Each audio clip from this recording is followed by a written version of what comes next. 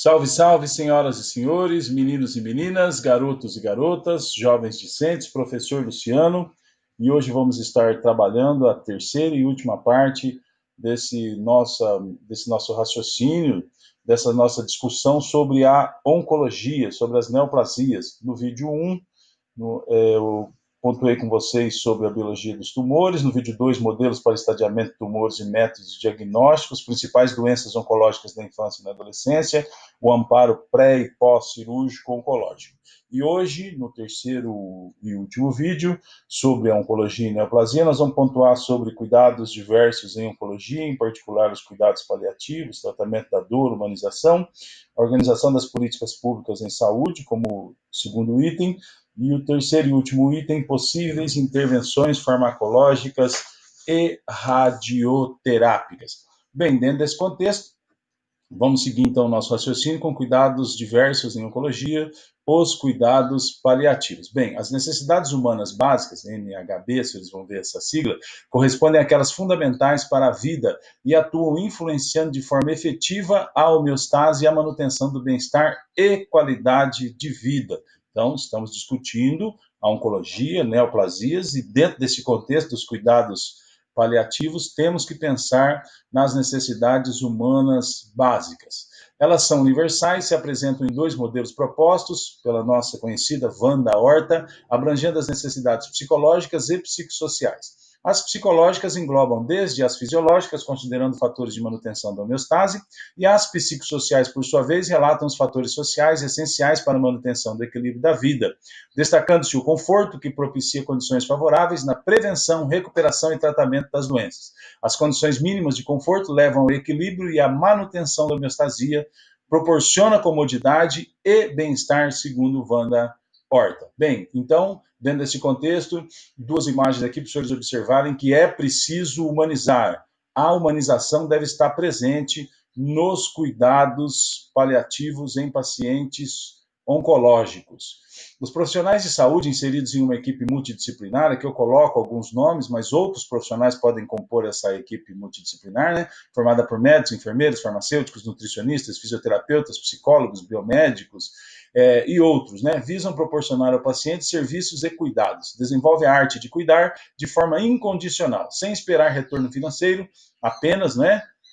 Buscando atingir a satisfação pessoal e preservando a vontade de cuidar.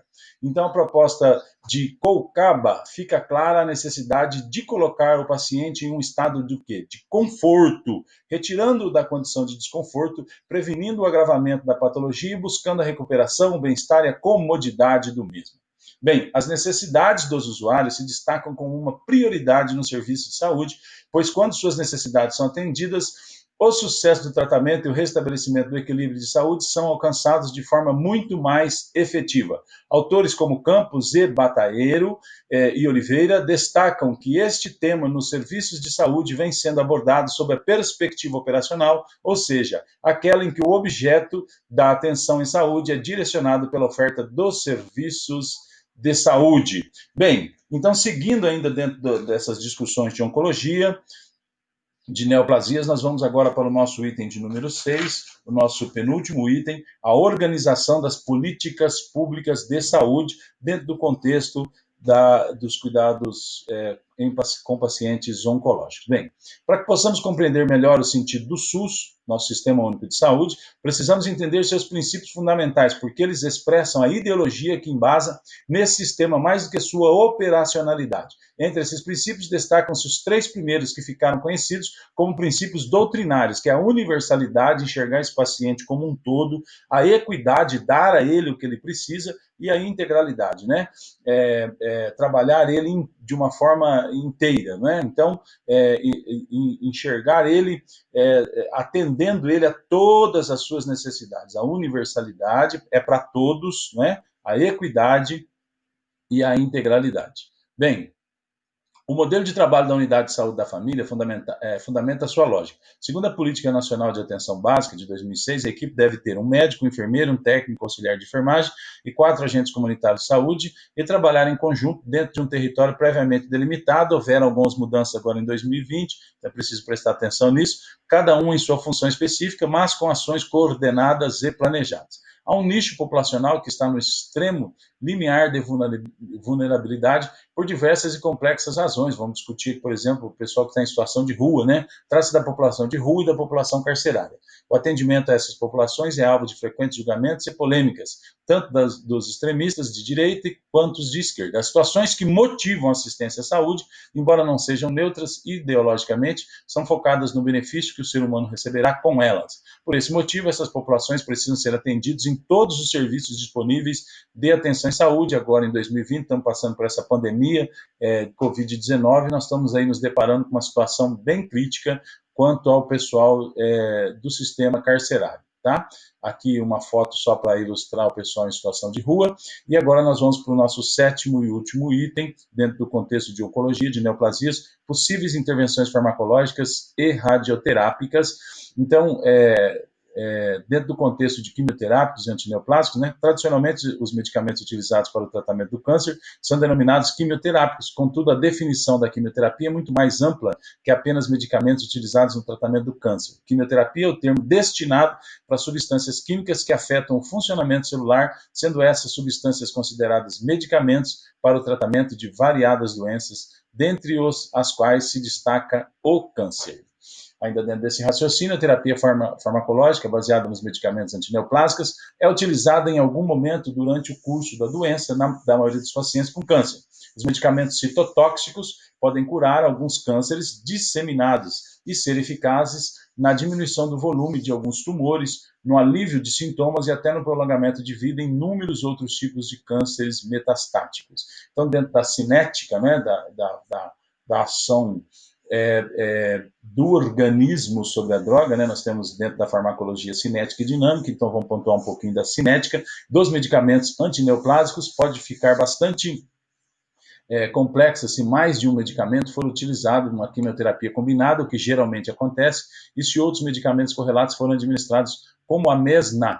No caso da ifosfamida, utilização no câncer bronco, e da ciclofosfamida em medicamentos antieméticos, como a ondansetrona e a dexametasona, muitas vezes utilizados em associação com os quimioterápicos. Né? Ao calcular as doses, a ingestão total de medicamentos deve ser contabilizada para evitar o quê? Ou a subdosagem ou a superdosagem. Vamos estar discutindo já sobre os pacientes obesos. Então, a obesidade apresenta-se como um particular desafio para o oncologista em determinar quanto medicamento deve ser administrado. Não é uma questão de escalar diretamente de acordo com a massa corporal, pois o peso extra de uma pessoa obesa é desproporcional ao tecido adiposo. Alegações de que pacientes obesos são subdosados, especialmente em terapia adjuvante, são recorrentes em algumas publicações. O método de dosagem pela superfície corporal nem sempre é o mesmo. Se o peso corporal real é usado no cálculo, muitos médicos acham o quê? Que a dose é alta demais, por isso usam um peso corporal ideal, com medo, temendo, né, receoso de levar a óbito esse paciente. Contudo, essa dose menor pode não ser grande o suficiente para tratar efetivamente pessoas obesas. Bem, dosagens de acordo com a idade, mudanças na composição corporal e na função dos órgãos nos extremos de idade podem afetar tanto a disposição do medicamento quanto aos seus efeitos. Então, tanto a cinética como os seus efeitos, a dinâmica. Por exemplo, processos maturacionais na infância alteram a absorção e a distribuição de certos fármacos, bem como a capacidade de metabolismo e excreção. A importância de compreender a influência da idade na cinética e dinâmica da quimioterapia antineoplásica tem aumentado constantemente à medida que o tratamento das neoplasias em latentes, adolescentes e idosos tem avançado. Embora neoplasias pediátricas permaneçam raras em comparação com os tumores de adultos e idosos, otimizar o tratamento nesse grupo de pacientes com taxa de cura e sobrevivência elevadas torna-se crítico para minimizar a incidência de complicações tardias evitáveis e garantir a máxima eficácia. Também não vamos abrir mão de raciocinar que nós estamos tendo essa primeira população de idosos sendo tratados, podemos dizer assim, a grosso modo, a primeira população de idosos sendo tratados de neoplasias, porque até há décadas atrás o tempo de vida, a longevidade era menor, as pessoas viviam menos, então nós estamos com pacientes com uma idade maior sobre cuidados de neoplasias e ainda não temos muitas respostas para muitos questionamentos, né? Tumores neoplásicos malignos. As neoplasias caracterizam-se por proliferações anormais de células, as quais ocorrem devido a distúrbios genéticos.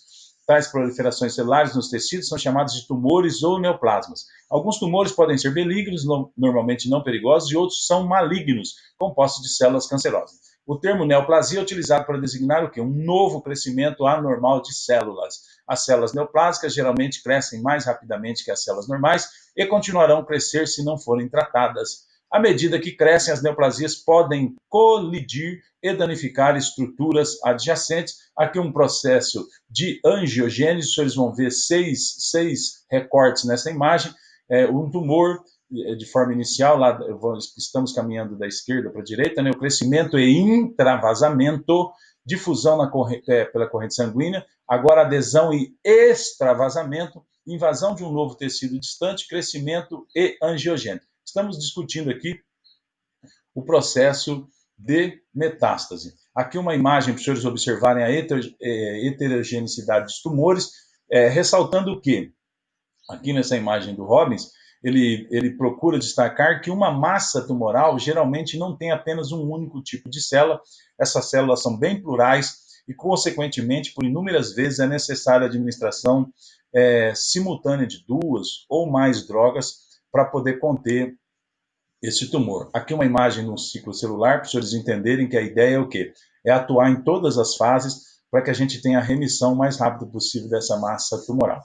O objetivo do emprego de diferentes medicamentos para o tratamento do câncer é reduzir as células neoplásicas aqui a zero. Para tal, o modelo ideal de administração dessa terapia seria o fornecimento do medicamento em uma taxa constante, atingindo todas as fases do ciclo celular, pois em cada intervalo da administração é dada ao tumor a oportunidade de replicação e de progressão do ciclo celular, mas o problema maior é o índice terapêutico. Contudo, conforme já mencionado, o índice terapêutico desse medicamento é muito baixo. A diferença entre a dose eficaz e a dose letal é pequena, né? É muito baixa. E a frequência da ocorrência de reações adversas é bastante elevada, sendo a toxicidade da quimioterapia convencional utilizada no tratamento do câncer uma de suas principais características. Muitas reações adversas. Para contornar essa situação, os protocolos de quimioterapia antineoplásico são organizados e planejados em ciclos, os quais são administrados a cada 14, 21 ou 28 dias, ou assim como o médico ou oncologista entender, usualmente com o objetivo de, a cada nova aplicação, eliminar uma nova fração do tumor. O estabelecimento do intervalo em cada ciclo, entre cada ciclo, e o número de ciclos que serão administrados são dependentes da dose, da frequência de repetição e sensibilidade da célula tumoral ao medicamento ou aos medicamentos. O limite é a tolerância do paciente à ação tóxica dos fármacos. Bem, aqui uma imagem, os elementos, né, aqui estão colocados os 10 elementos que possivelmente serão impactados quando eu tenho alterações genéticas, entendemos o câncer como alteração genética, né? Esses elementos terão alterações na sua fisiologia. E o que acontece? Eu coloquei essa imagem aqui para os senhores observarem que para cada um desses itens existe uma medicação que pode atuar no combate ao câncer. Eu quero agradecer a você, muito obrigado e até mais.